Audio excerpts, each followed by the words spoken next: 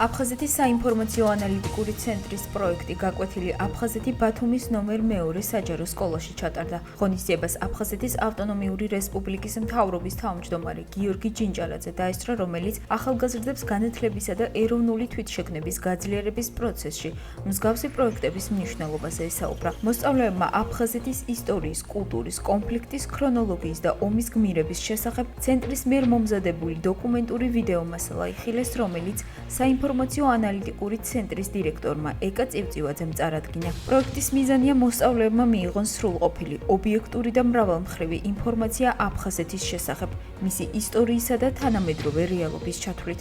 წელს გაკვეთილი აფხაზეთი საპილოტო რეჟიმში ხორციელდება.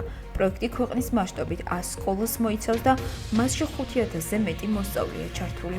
მიხარია ასეთი მნიშვნელოვანი პროექტის განხორციელება, რადგან ეს თაობა ახალგაზრდობა მოზარდები არიან ის რესურსი, რომელმაც ჩვენი აფხაზეთი უნდა დაიბრუნოს და დიდი მადლობა მინდა გადაუხადო აფხაზეთის საინფორმაციო ანალიტიკურ ცენტრს ესეთი კარგი მიზანზე ორიენტირებული პროექტების განხორციელებისთვის. აფხაზეთში დაბრუნება მხოლოდ სახელმწიფოებრივი ამოცანა არ არის, ეს არის პროცესი, რომელშიც თითოეულმა მოქალაქემ თავისი როლი უნდა დაინახოს. განსაკუთრებული მნიშვნელობა აქვს ახალგაზრდების ჩართულობას აფხაზეთის საკითხთან მიმართებაში. სწორედ ახალგაზრდებმა უნდა ააშენონ ის ხიდები, რომელიც წარსულ ტკივილებს მომავალ თანაცხოვრებაში გარდაქმნის.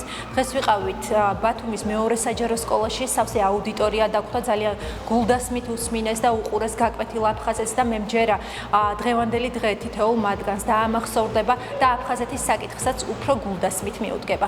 იმის და მიუხედავად, რომ ეს საქართველოს უახლესი ისტორიაა, დღეს ჩვენ მოვისმენთ ისეთი ისტორია, რომელიც ჩვენთვის აქამდე ცნობილი არ იყო, რისთვისაც ძალიან დიდ მადლობას ვუხდით ამ პროექტს. დარწმუნებული ვარ, რომ ჩვენ თაობა შეძლებს იმას, რომ აფხაზეთი დაიბრუნოს და საქართველო გააერთიანოს.